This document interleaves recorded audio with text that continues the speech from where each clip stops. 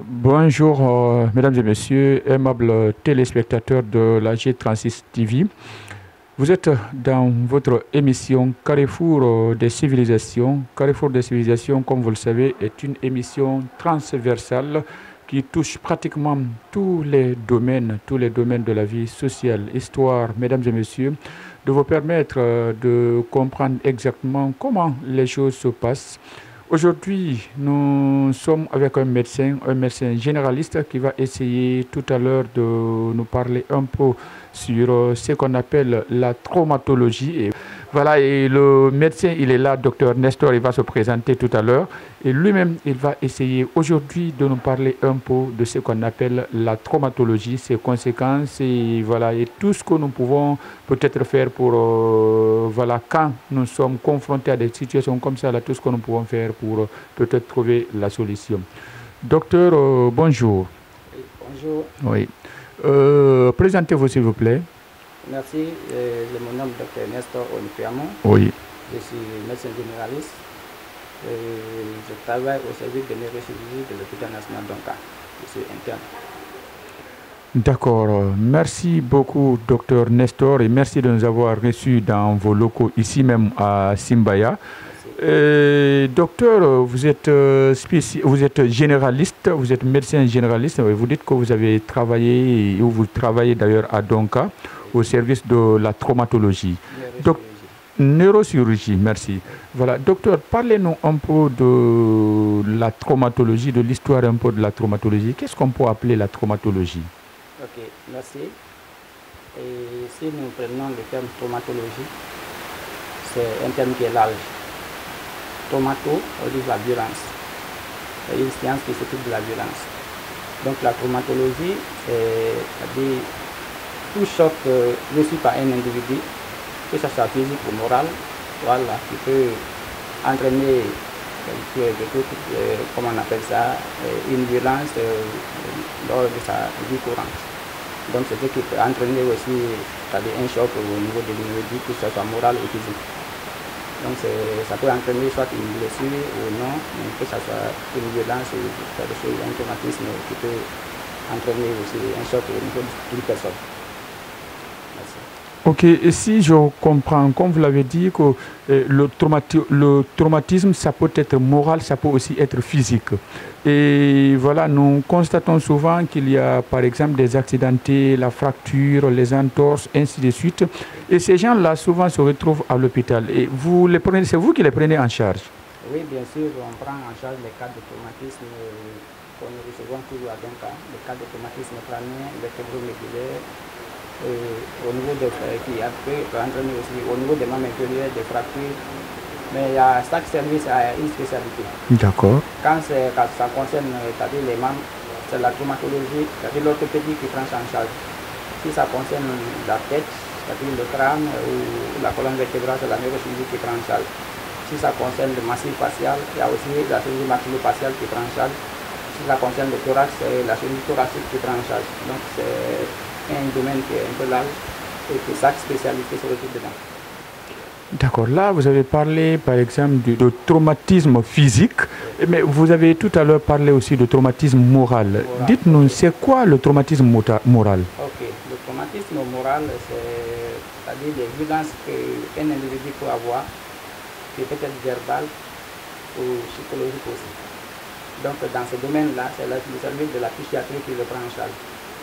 Ok. C'est le traumatisme psychique ou moral.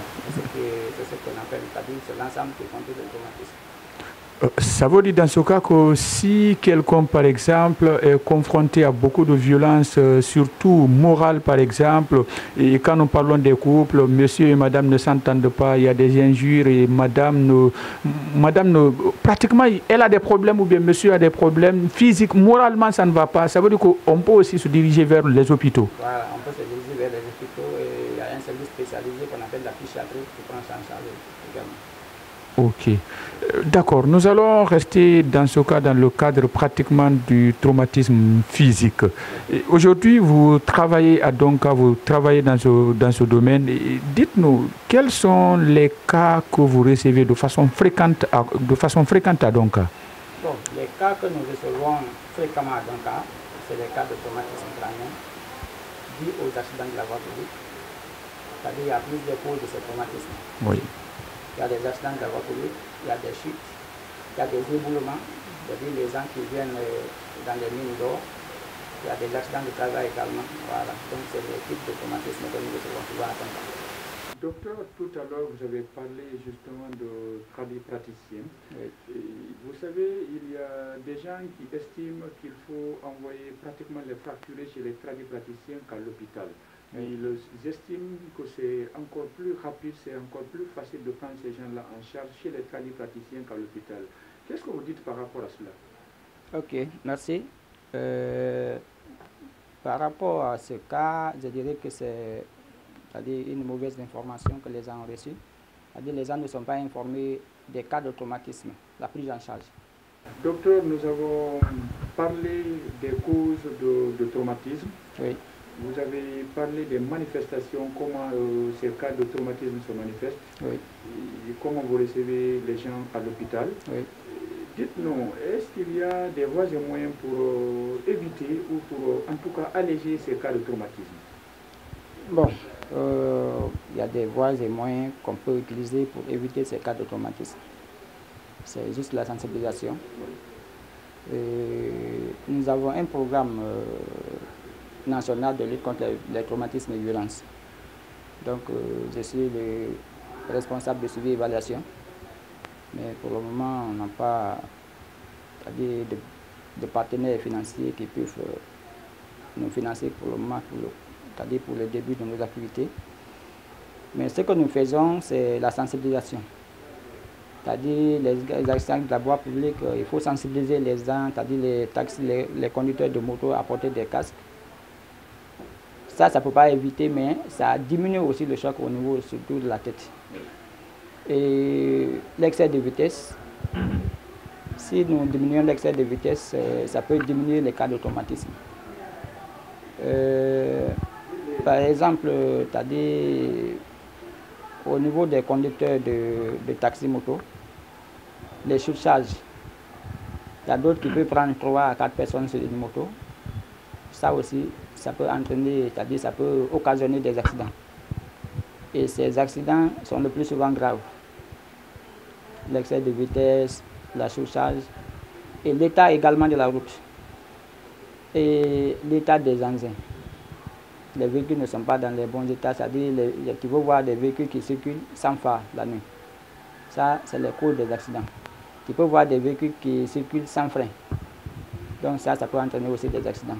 Donc ce que nous disons à la population, c'est-à-dire la sensibilisation, c'est-à-dire de faire tout possible au moins de conduire dans les conditions normales, de ne pas faire l'excès de vitesse, de ne pas être aussi, comment je peux dire ça, relaxé, c'est-à-dire dans la conduite.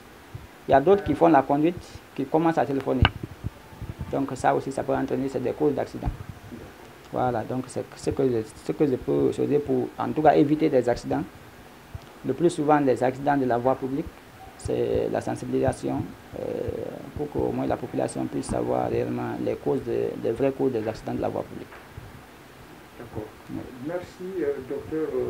Si vous avez en tout cas quelque chose à dire comme dernier mot, oui, nous vous écoutons avant de fermer les portes et finir de cette émission. Ok, merci vraiment pour cette émission. Je suis très ravi.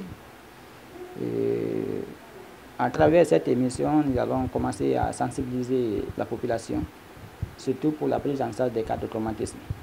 Si ils sont en face d'un cas de traumatisme, ils n'ont qu'à essayer c'est-à-dire, s'ils ne sont pas du corps médical, il y a des soins pré-hospitaliers, c'est-à-dire prendre le malade en bloc, immobiliser d'abord le cou du malade, si le malade n'est pas conscient, et l'envoyer directement à l'hôpital. Et à l'hôpital, les soins d'urgence, ils vont le faire, mais ils vont l'orienter aussi dans les services spécialisés. Mais si vous prenez des cas d'accidentés, vous les envoyez chez le tradipraticien, ils vont se compliquer et après, finalement, ils vont se retrouver à l'hôpital. Donc, pour éviter aussi les cas de traumatisme, il faut que nous respectons les règles de la conduite. Et faire une diminution dans la vitesse, comment on peut dire ça, être très concentré dans la conduite et éviter les chaussages également. Donc si nous faisons ça, nous pouvons éviter beaucoup les accidents de la voie publique. Et au niveau des mines d'or aussi, là il faut que nous disons à l'État de prendre sa responsabilité par rapport à ces cas. Parce qu'il y a des cas, des cas d'éboulement qui viennent très tardivement à l'hôpital. Et surtout les jeunes, c'est-à-dire les jeunes qui sont plus exposés. Les conditions de travail dans les mines d'or ne sont pas très adéquates. Donc les jeunes qui font des trous et puis qui rentrent dedans à des dizaines de mètres, centaines de mètres. Et en cas d'éboulement, il y a d'autres même qui ne viennent pas à l'hôpital. Il y a d'autres qui meurent sur place. Donc il faut que l'État revoie ça et essayer de mettre en place les structures au moins pour bien organiser ces cas d'éboulement qui surviennent le plus souvent dans les mines d'or. Donc c'est ce que je voulais dire et je vous remercie très sincèrement. Et je souhaiterais aussi vous revoir de temps en temps pour qu'on puisse passer le message à la population pour la prise en charge de nos malades. Je vous remercie. Merci beaucoup. Nous étions avec Dr Nestor Nkoyamou. Oui. Il est médecin généraliste, il évolue à l'hôpital national d'Onka. Mais également, ils ont une clinique ici même au niveau de Simbaya Gare. Et voilà, c'est une clinique médico-sociale qui est ici au niveau de Simbaya Gare. Et avec lui, nous avons parlé aujourd'hui des cas de traumatisme. Et docteur, merci de nous avoir reçus dans votre structure ici. Merci. Et voilà, mesdames et messieurs, aimables téléspectateurs, prenez bien soin de vous. Inch'Allah, nous